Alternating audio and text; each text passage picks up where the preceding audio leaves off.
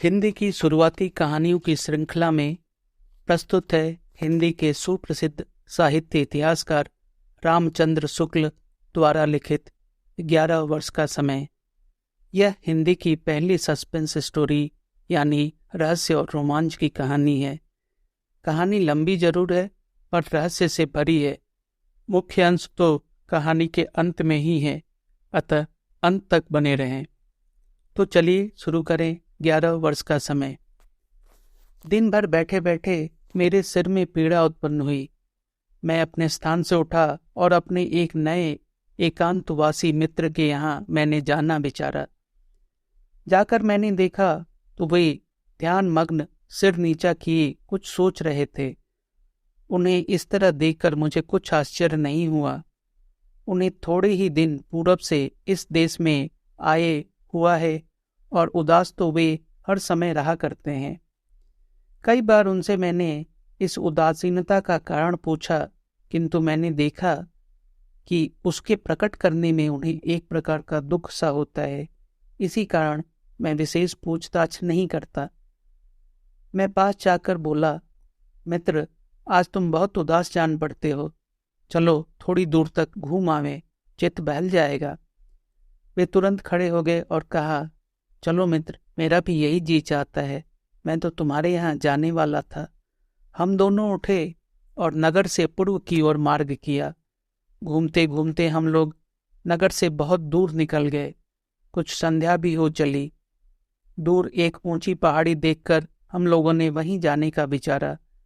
ज्यों त्यों करके पहाड़ी के शिखर तक हम लोग गए। ऊपर आते ही भगवती जन्हू नंदिनी के दर्शन हुए। उत्तर पूर्व की ओर जाह्नवी के तट से कुछ अंतर पर नीचे मैदान में बहुत दूर गिरे हुए मकानों के ढेर स्वच्छ चंद्रिका में स्पष्ट रूप से दिखाई दिए। मैं सहसा चौंक पड़ा। और क्या यह वही खंडार है जिसके विषय में अनेक दंत कथाएं प्रचलित हैं? मेरे मित्र मेरी ओर ताकने लगे। मैंने संक्षेप में उस खंडार के विषय में जो कुछ सुना था उनसे कह सुनाया। हम लोगों के चित्त में उसको निकट से देखने की प्रबल इच्छा जागृत हुई। पूर्व की ओर से हम लोग सुगमता पूर्वक नीचे उतरे और जैसे तैसे खंडार तक जा पहुंचे। सम्मुख ही एक देव मंदिर पर दृष्टि पड़ी। भीतर भगवान भवानीपति बैठे निर्जन कैलाश का आनंद ले रहे थे और द्वार पर उनका नंदी बैठा था। प्रणाम करके हम वहां से आगे बढ़े। खंडहर के मध्य भाग में पहुंचकर हम एक स्वच्छ शिला पर बैठ गए।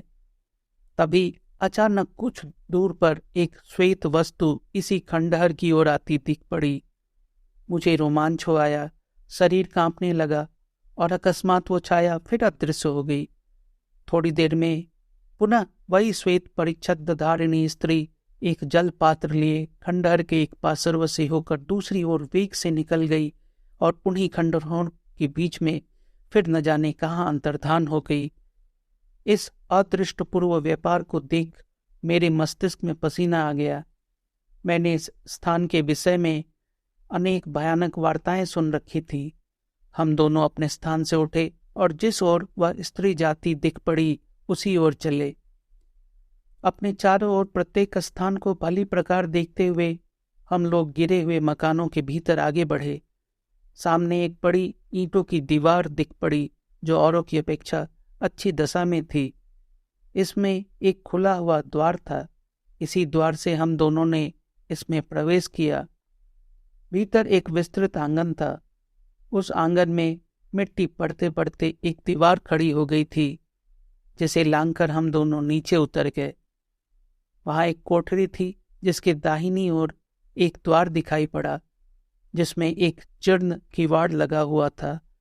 हम लोगों ने निकट जाकर किवाड़ को पीछे की ओर धकेला और जान पड़ा कि वो भीतर से बंद है। मेरे तो पैर कांपने लगे। पुनः साहस को धारण कर हम लोगों ने किवाड़ के छोटे छोटे रंध्रों से झांका तो एक प्रशस्त कोठरी दिख पड़ी। एक कोने में मंद मंद एक प्रदीप जल रहा था जिसका प्रकाश द्वार तक न पहुंचता था। यदि प्रदीप उसमें न होता तो अंधकार के अतिरिक्त हम लोग और कुछ न देख पाते। हम लोग कुछ काल तक स्थिर दृष्टि से उसी ओर देखते रहे। इतने में एक स्त्री की आकृति देख पड़ी जो हाथ में कई छोटे पात्र लिए इस कोठरी के प्रकाशित भाग में आई। अब तो किसी प्रकार का संदेह न रहा।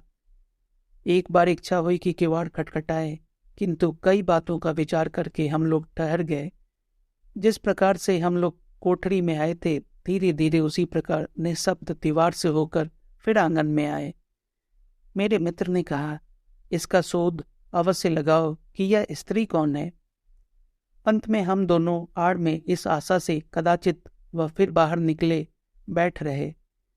पौन घंटे के लगभग हम लोग इसी प्रकार बैठे रहे।